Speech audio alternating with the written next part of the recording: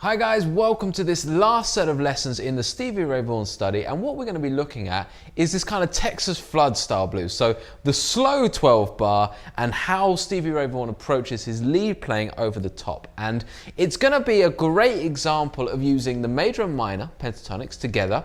It's going to be a great example of playing at speed while still retaining a real sense of dynamic and rhythm and everything else, okay?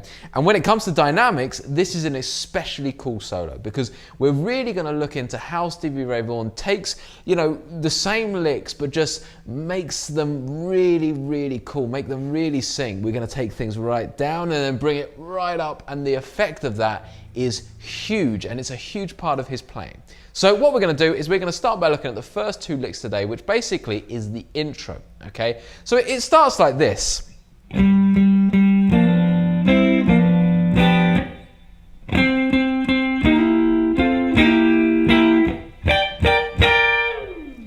There's your lick number one, okay? So basically what we're doing, what's happening in the kind of 12 bar sequence is that we're going from a G7 to a C7, then back to a G7, okay? And then kind of turning around. So it's a specific intro that's happening, okay? Now, essentially how we're starting it is we're kicking off in the kind of G7 shape, okay? But we're first of all going to take this G root note, okay? So that's going to be on the 5th fret of the D string, okay? And we're just going to grab that 3 times. 1, 2, 3, like so, okay? Then we're going to grab our G7. And just like I said in the 12 bar blues that we did in the previous session, you know, we really want to try and get this hammer on to the major third, okay? Rather than just play the chord, we want to hear that major third hammer on. So the G string hammer on from 3rd to 4th fret, whilst your first finger is flattening the D, G and B string, okay? Then we're going to take the 5, so I'm just, in this instance, I'm doing the G string and B string, and then back to the sound. Okay? Notice also we can get the D string on the 5th fret as well. If you want to make it really rich, we can get that sound. Okay? So we go, and then we're just going to hit it one more time to complete that part of it. Okay, so we get,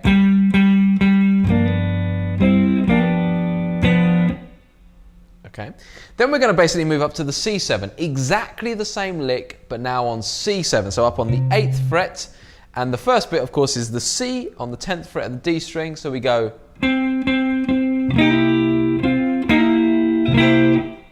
okay, so exactly the same lick again, okay, so I don't need to walk through that, and we finish by coming up all the way up to this 15th fret, okay, where we're going to go, okay, and slide off, okay. So 15th fret, basically this is the G minor pentatonic shape 1, all the way up here on the 15th fret, okay. And I'm going to go all 3 at the same time, and I'm going to go hit, hit, hit. On the 3rd one, I'm going to slide off, okay.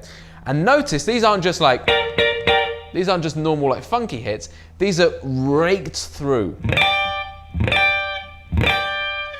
Big hits, okay, deliberately raking through those strings, stopping them at the end of each one. And the 3rd one, you really come off the neck, okay? So, then for lick number 2, we go like this.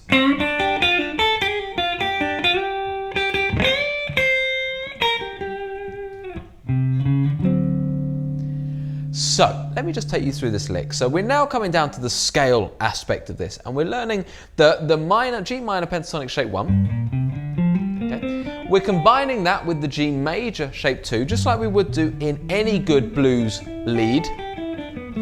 Plus, because this is the quintessential Stevie Ray Vaughan lick, we're using this out note.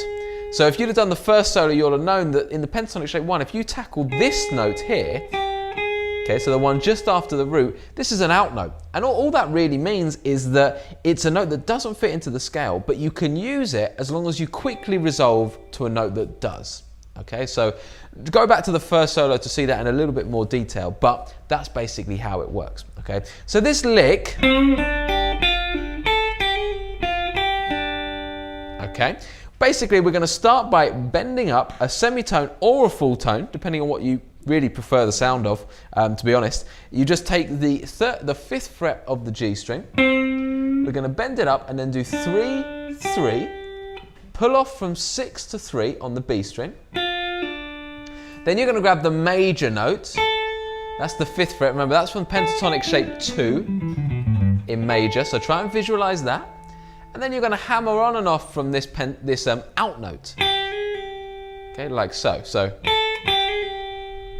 Okay, so we've got, then I'm going to come back to this 6 on the B string, then 3, 3, and then I'm going to straight away from there slide from the 6th fret up to the 8th, taking me into my minor pentatonic shape 2. So try and visualize that. Okay, so I'm up here, okay, and that's the first half of the lick.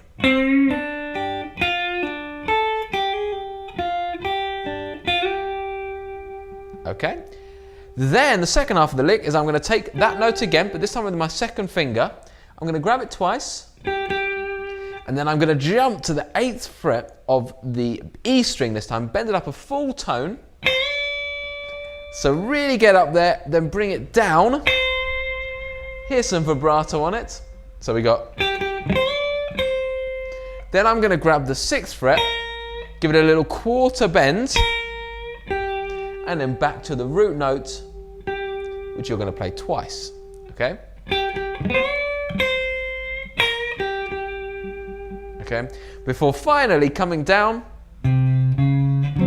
to this little chromatic build up to the 5 chord. So we've got 3, 4, and then hit a D7 chord. So I've got the D, the major 3rd, and the flat 7, okay, to hit the D7 chord to signify that's the turnaround, and now we're going to start the 12th bar. Okay, so that whole second lick is this.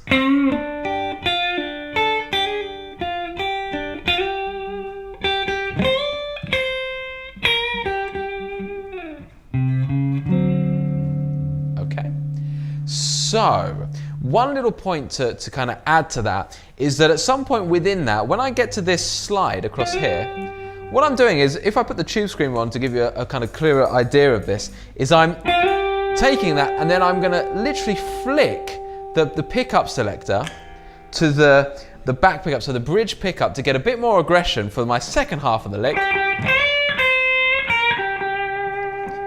And then as I then flick it back, I'm also kind of slide off the neck like that, just to get again a bit more of a Stevie Ray Vaughan style sound. Just like that. I just slide up and stop the note as I slide before. So as an example,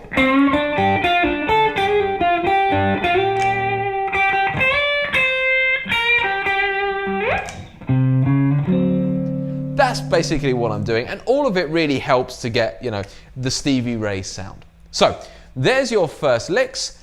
Get those down, and we'll do the next lot next time.